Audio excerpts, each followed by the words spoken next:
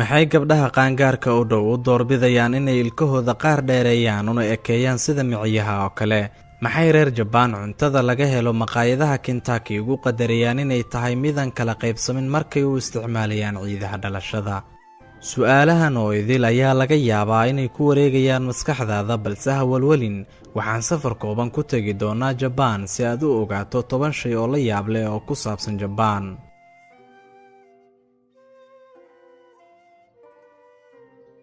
xaqiiqada koowaad, magaalada Tokyo oo ah caasimadda Jabaan waa mid ka mid ah magaalooyinka ugu ciriiriga badan xagga deegaanka dadka, iyadoona adag tahay in ilmaha yaryar lagu tarabiyeeyo magaaladan ciriiriga badan haddana guryaheedu qaaliga yihiin.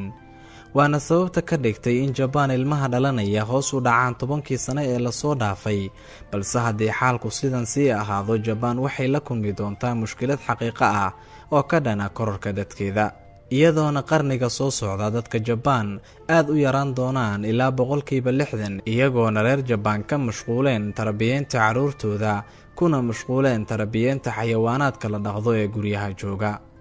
Waxayna sheegayaan cilmi baarisyo la sameeyey in tirada xayawaanada la dhaqdo ka badan yihiin ciyaalka ku nool magaalada, waxayna gaarayaan tirada xayawaanadan 5 milyan oo xayawaan la dhaqdo, iyagoona dhammaan bedelay waxyaabihii ay carruurtu lahaayeen. ilaa dadka qaar ee xayawaanada leh ay ka gaareen inay u gadaan xayawaanadooda dhar qaali ah, iyagoo sidoo kalena u iibinaya cuntooyin u gaara.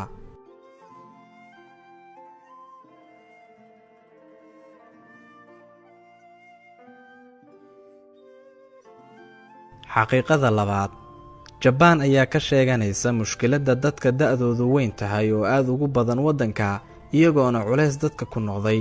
Jabaan ayay ku nool yihiin dadka ugu badan ee duqayda ah, da'dooduna dhaaftay 100 sano, iyagoo tiradoodu gaartay 65,000 oo qof. Sababta arrintan ayaa ah in dadkan duqayda ah isticmaalaan cunto caafimaad leh, iyadoona inta ay u dheer tahay tiknoolajiyadda iyo rugaha caafimaadka oo aad u tayeysan. Sidoo kale, Jabaan ayaa soo saarta xafaayadda dadka waaweyn wax ka badan soo saaridda xafaayadaha carruurta. arrintaas ayaana keentay in da'da dadka reer Jabaan ka duwanaato da'da dadka kale ee ku nool caalamka.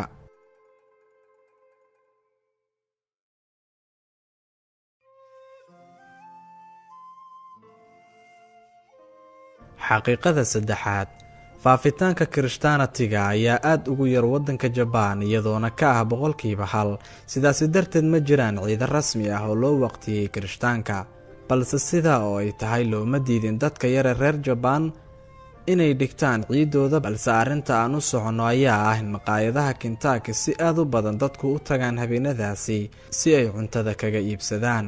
xilliyadii 70meeyadii ayaa maqaayadaha Ameerikaanka laga xayeysiin jiray Jabaan, balse Kentucky ayaa soo baxeen oo daaqadda kala baxay maqaayadahaasi, sidaasi ayayna ku noqotay mid caana. haddaba haddii aad Jabaan tagto xilli ciidan la dhigayo, hala yaabin inaad aragto Santa Claus oo xiran calaamadaha Kentucky isagoo taagan waddooyinka magaalada.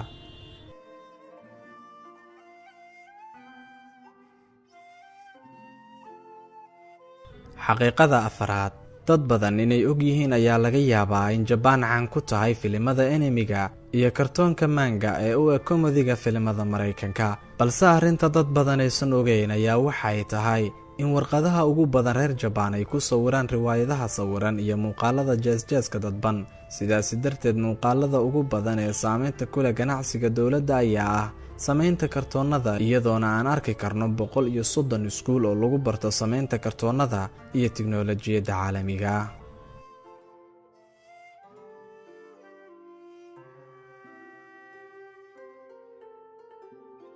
xaqiiqada shanaad, magaalooyinka oo ciriiri ah awgeed ayaa ciidamada booliska lagu qasbay inay la yimaadaan habab kala duwan ama hal-abuuro kala duwan oo qaanuuni ah, iyadoona waxyaabihii la hal-abuuray ay ka mid tahay adeegsiga baskoolada iftiimaysa, iyadoona loo adeegsanayo baskooladan mararka shilal ku dhacaan. haddii darawalku isku dayo inuu fakado, ayaa lagu ganaa bastooladan isaga ama gaarigiisa, iyadoo ay adag tahay inuu isqariyo sababtoo ah waxaa ka muuqanaya iftiinkii lagu ganay.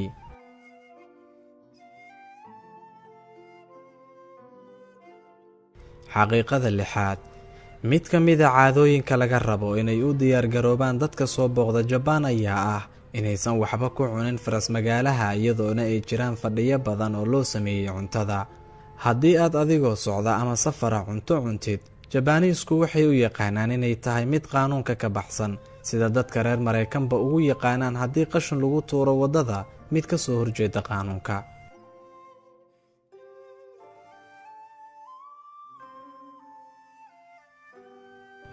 xaqiiqada toddobaad, dowladda Jabaan ayaa ah dowlad cajiib oo aad u ilaalisa dhaqamadeeda, iyadoona taasi sabab u tahay dhaqanka fog ay dowladdan leedahay.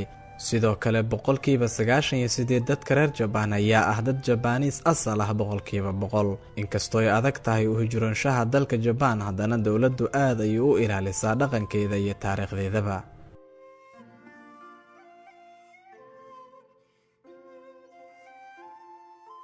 xaqiiqada sideedaad, halbeegyada quruxda ayaa waddanba waddanka kale uga duwan yahay, iyadoona midba si uu u garanayo dadkiisuna isku qurxiyaan. haddaba dadka reer Jabaan oo dhaqankoodu ahaa mid dadka kale ka fog ayaa leh halbeegyo quruxda ah oo la yaab leh. halbeegaasi ayaa looga yaqaanaa Jabaan magaca Yiba, iyadoona miciga hore laga dhigayo mid fiino ah oo af badan, ilkaha kalena wuu ka duwan yahay. dhalinta reer Jabaan ayaana aaminsan in sidaasi caafimaad badan tahay oo ay aad u qurux badan tahay.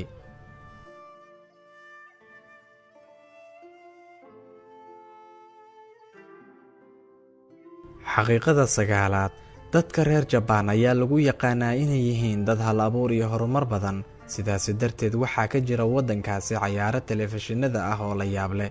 barnaamijyada qaar ayaa ah ciqaab qofka keligiis waajahaya.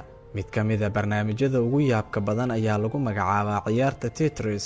ciyaartan ayaa qofku dhex gelayaa meel afargeesa oo dhaqdhaqaaqaysa. haddii uu arrintaas muddo aad u kooban ku samayn waayena, qofka ayaa dhacaya oo cayaarta isaga baxaya. waxaana kaloo jira ciyaarta diro, iyadoona dadka ka qayb qaadanaya xalinayaan halxiraalayaasha qaar. waxaa kaloo jira ciyaarta lagu magacaabo maxalwaba mise, iyadoona cayaartan dadku malaysanayaan shayga ay afka gelinayaan inuu yahay shay xalwo ka samaysan ama uusan ahayn. sidoo kale waxaa jira ciyaar iyaduna la yaab leh, iyadoona aalad ay qofka dhar ku duuduubayso, kadibna la weydiinayo su'aalo laga rabo inuu qofku si saxa kaga jawaabo.